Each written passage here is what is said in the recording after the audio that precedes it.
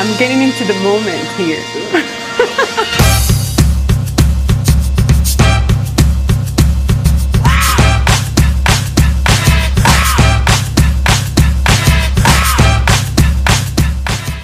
Okay, so I'm here with Steve. Hold on, never mind. And Steve, you're joining this competition called Fat Crushers? Yes. What's the purpose of you joining this competition? Just to get back in shape. It's been a long time. I don't think I've been back in the gym for about 7 months, and it's time to lose 30, 40 pounds and get back in shape. Oh, wow. You don't look like you have 30 or 40 pounds to lose. It's there. That's why I wear shirts. My biggest challenge has been the food. Being a Latin woman and always making everything a party. We are used to eating all the time. I agree with you. Food means a lot to us for Latino. Yes. I think for a lot of cultures, but for us, for Latino, food means love. You know, yes. When we feed our loved ones, we're telling them, I love you, and if you don't finish your food, you're telling me you don't love me. Correct. How long have you been a member of the Warrior Fitness? I've been here for about a year and a half. What do you think is the hardest thing for you as far as maintaining a healthy lifestyle? Prepping food. I have a really long commute, and I don't have a lot of evening hours and weekend hours. What are you wanting to accomplish through this competition? Get rid of my fat. So I have my 10-year high school reunion in 4 months. Awesome. This is real. I want to show you guys something. That's me about 10, 12 years ago. That's when I reached my highest point. When I was growing up, I was fortunate enough to grow up in a family where food was healthy. We ate whole foods. I grew up in Colombia. My parents didn't buy a lot of junk food, so it wasn't available to us. And when they did, they bought one for each, and whenever you eat it, you're done until they went to the market again. Then when I graduated from high school, I came here to the United States, and it was a completely different way of eating. And my body did not like it. I started gaining weight like that. You start eating the wrong foods and foods that are highly toxic and processed, and your body is going to react against it. But we have to acknowledge that food is the main source of the problem. Then I decided to go venture into the Marines. That was a struggle because I hated running and they wanted us to run all the time. After I got out, I became a personal trainer, and I just kind of found a little bit of knowledge and a little bit of balance there. Back then, when I thought I was like having a healthy weight, something that I felt comfortable with, I was about 170 pounds. And it wasn't like overweight, it wasn't like super skinny, but it was okay. Then I started having my kids, my first 2 kids, and then with each pregnancy I gained. The first one was 50 pounds. By the time I was done with my second one, I was 80 pounds overweight. For a long time, I obsessed. Women, we're experts on obsessing.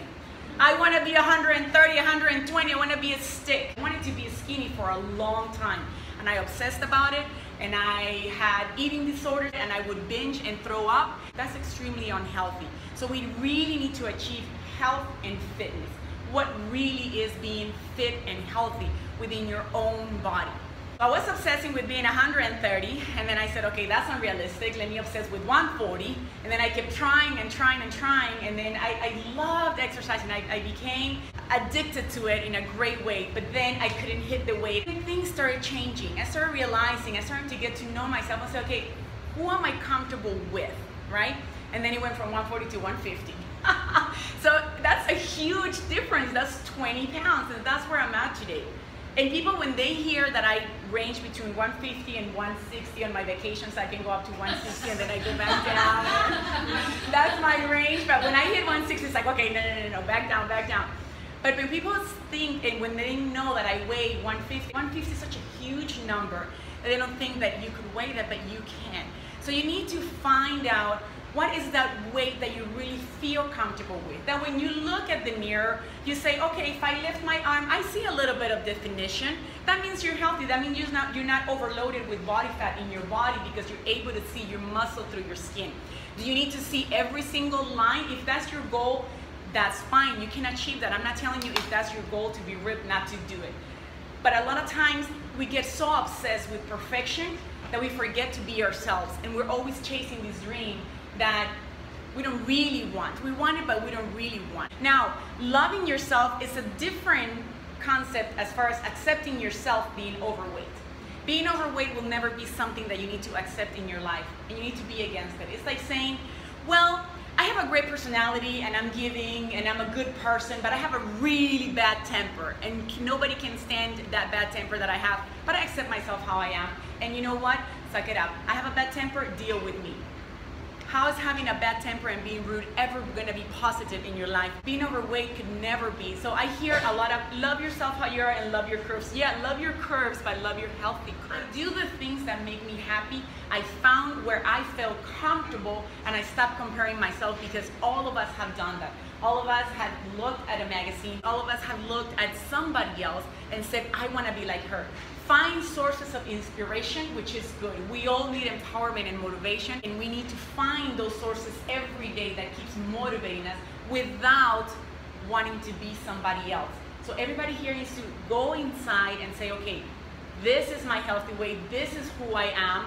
Okay, I don't have a small waist, but I have big legs. Okay, I don't have big legs, skinny legs, but I have big upper body. And then learn to love yourself and really accept who you are. One of the things that I want to leave you with today is find where you can live for the rest of your life.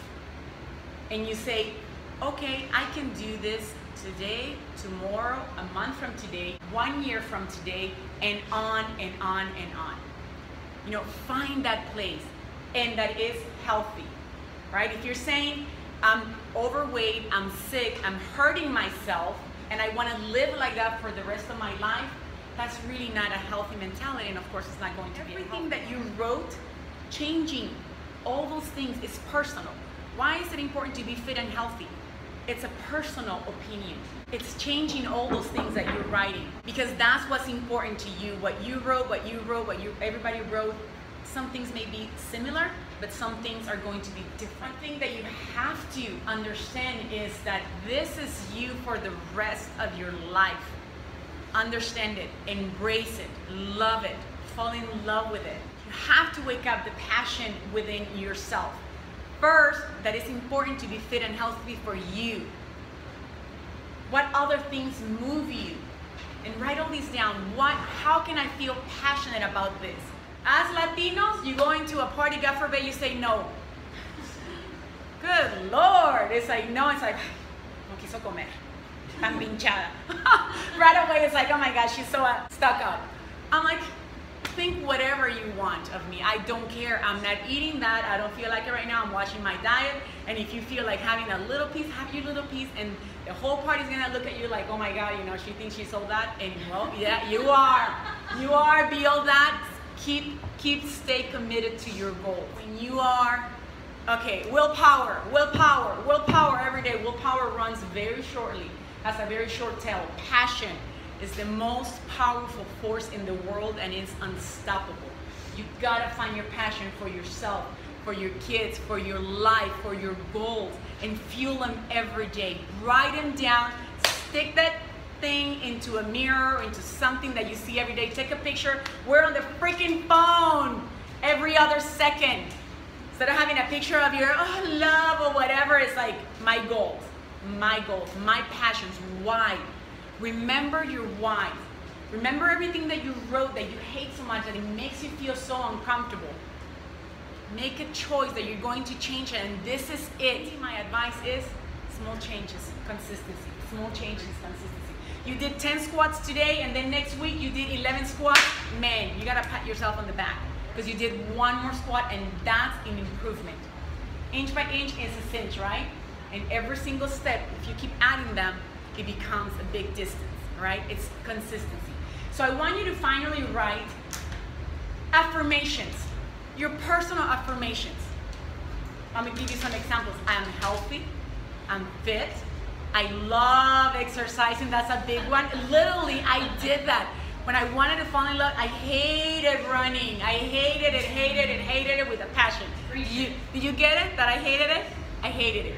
When I was in the Marines, they used to make us go running, of course. When you drop out of the run, they would be looking, you know, the instructors would be yelling at you, and then the other Marines were looking at you, mostly males, and most of the dropouts were females, so they were like, oh my God, now we have to go back and run more because of them. So I hated it physically, then I hated it emotionally. That's like the worst combination. When something is in your heart, man, it's hard to change. So that's when I said, you know what? I gotta love this thing. So every time I went running and exercising, literally, I was like a crazy woman in my head. I sang, I love running. I love running. And with cadence too. I was like finding the rhythm, running and saying that in my head. And I did. I love running now. You know, you say it enough times, your mind will believe it. Visualization and affirmations are very, very powerful. Any comments, thoughts, concerns, questions?